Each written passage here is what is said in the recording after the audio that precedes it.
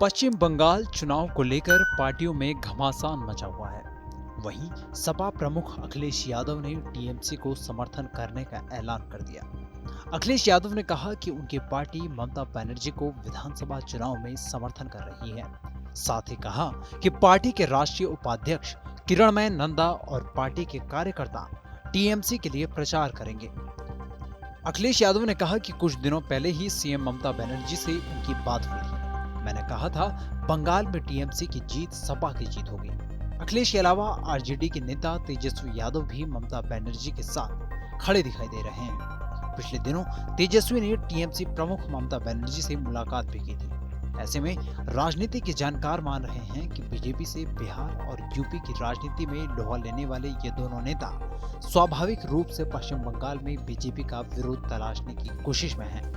क्योंकि अगर बीजेपी को पश्चिम बंगाल में हार नसीब होती है तो यूपी और बिहार की राजनीति में भी बीजेपी का मनोबल गिरेगा और स्वाभाविक रूप से इसका फायदा इन राज्यों के प्रमुख क्षत्रपों को भी मिलेगा। हालांकि आरजेडी को लेकर बिहार में गठबंधन में शामिल कांग्रेस तेजस्वी के इस कदम से नाराज भी है, लेकिन तेजस्वी कांग्रेस के मुकाबले ममता बनर्जी को बीजेपी के खिलाफ ताकतवर मानते हैं, लिहाजा उनका दांव भी ममता पर ही है।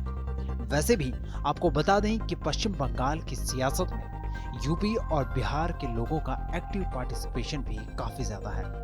न सिर्फ मतदाता बल्कि नेताओं की एक प्रभावी और लंबी फहरिस्त है जो चुनाव का रंग ढंग बदलने का मादा रखते हैं। जहां तक अखिलेश यादव की बात है तो बीजेपी के खिलाफ उनके बयान की प्रचंडता हर बार झलकती रही है। टीएमसी को समर्थन देने के ऐलान के बाद अखिलेश यादव ने बीजेपी पर हमला बोलते हुए कहा कि पश्चिम बंगाल में बीजेपी और उसके सहयोगी छिपे हुए हैं। जैसे ही चुनाव खत्म होंगे वैसे ही बीजेपी के सहयोगी यूपी में आ जाएंगे, लेकिन बंगाल की जनता उनको सबक सिखाएगी। बीजेपी सिर्फ समाज को तोड़ने का काम करती है।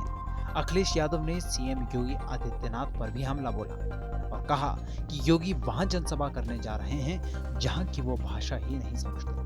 सीएम लव जिहाद की बात करते हैं लेकिन ये नहीं बताते कि उन्होंने यूपी में कितने रोजगार दिए। किसान मोर्चा के नेताओं ने भी ऐलान किया कि जहां भी चुनाव होंगे बीजेपी के खिलाफ वो चुनाव प्रचार करेंगे। उन्होंने कहा कि बीजेपी जनता से झूठ बोलती है, पूरे देश में बीजेपी के खिलाफ वोट न देने की अपील करेंगे। पश्चिम बंगाल में बीजेपी ने अपनी पूरी ताकत झोंक दी है। मंगलवार को यूपी के सीएम योगी आदित्यनाथ के बाद बुधवार को केंद्रीय मंत्री नितिन गडकरी ने बंगाल के झालदा में रोड शो में हिस्सा लिया और कोटशिला में जनसभा को संबोधित किया। उन्होंने कहा कि बंगाल में बीजेपी की बहुमत की सरकार बनेगी और कोई बंगाली ही पश्चिम बंगाल का सीएम बनेगा। इस पूरी खबर पर आपकी क्या राय है ये कमेंट सेक्शन में हमें जरूर बताएं और देश दुनिया की अन्य बड़ी खबरों के लिए सब्सक्राइब करें TV9 भारतवर्ष।